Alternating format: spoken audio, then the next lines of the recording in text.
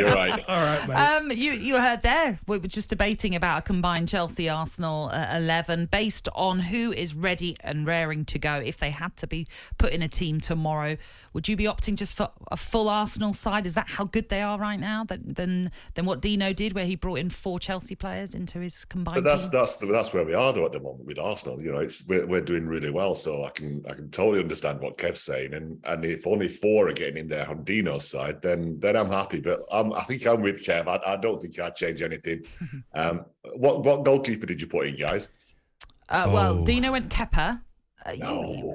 I said the only issue you could have is saying Kepa could challenge Ramsdale, but I'll stick with Ramsdale. Close. But I went Kepa because I watched him at Villa Park the other day. He was incredible. And he played brilliantly. But you're right. He has been brilliant, I must say. Both good. He's out injured now, so...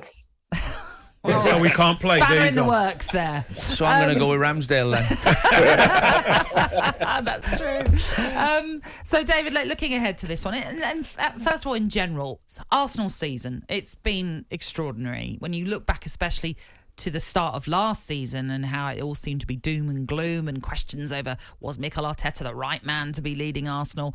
Fast forward to now, it's all harmonious. He's the right man. The project is working out currently, although yet to win anything of late. I know he did win the FA Cup in his first season. But how impressed are you with the Arsenal we're now seeing? I'm really impressed now because I was at the Fulham game early on in the season and we went 1-0 down. And that same team not the same team because obviously we've got a couple of different signings, but that team would have panicked last season.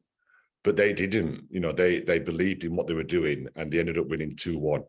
And that's what I've seen. I've seen a different confidence in this team. Obviously, the signings have made a lot of difference. Zinchenko and Jesus. You know, Saliba, he's like a new signing. Mm-hmm. You know, it just shows you how good going out on loan can work. You know, he's come back and he's like a new player. And that's the confidence that the team have got at the moment is the main thing. You know, they've got that belief. The fans are totally behind him. I was at Liverpool as well, and the atmosphere at the ground was amazing. You know, so all the fans are now they're believing in the process. They know what the process is, and it's always going. And it just seems to be going further forward all the time. So, Dave, we decided we're playing a back 4. So, what? Give us your back 4. We got the keeper, Ramsdale. What's your back 4? Well, obviously you go Saliba, definite. You know, my only one would be, do I go with Thiago Silva? Because I really like watching him play. It's a dilemma. Yeah. Gabriel's playing well. You went with... But I would honestly, the Arsenal back 4 at the moment is playing really well. I know that I think Tommy Asu picked up a knock maybe last night, you know, so we don't know whether he's going to be fit. But, you know, the team at the moment is playing with so much confidence. And like tomorrow, on Sunday, the game is a great test to see where Arsenal are. You know, everybody keeps questioning, but what about when you play the top 4 sides? And we've played a couple of them and we've done really well. You know, obviously, we got beat by Man United, but we played well at Man United. You know, we had chances.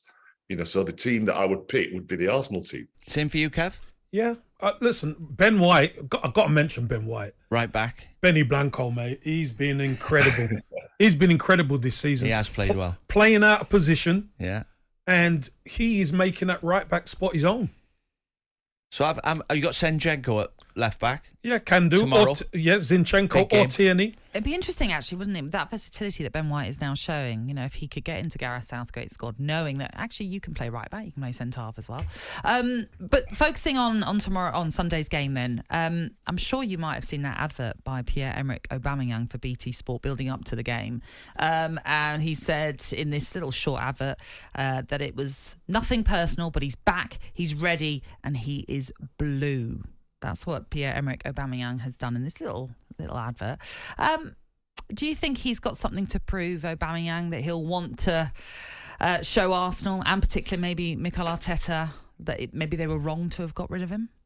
A little bit. You know, I think that the reason that they got rid of him wasn't really anything to do with football, as in what he was doing on the pitch. You know, he was captain, he was consistently late, blah, blah, blah. Yeah, would he love to score? I'm sure he would. Would he celebrate? I don't want to see.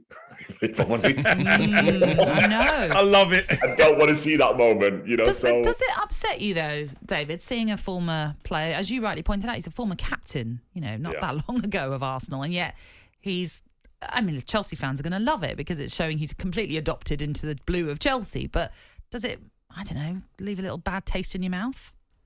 No, not really, because football's football and players will go wherever they go. And, you just go and give your best for that team. And, with the Aubameyang, and I think it'll be, I was going to say half and half, but I think it'll be a bit more than that the fans will boo him.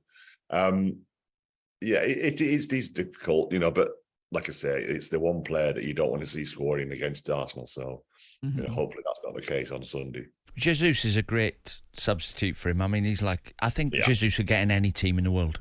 He's 2 or 3 players including in one, Man isn't City. He can play for them. If he was still there. I know he's let him. Wasn't he there? I know he's let him go, but he could still get in that team if he was there. He's let him go to play football, and the manager's done him a favour. Yeah. And likewise with Zinchenko as well.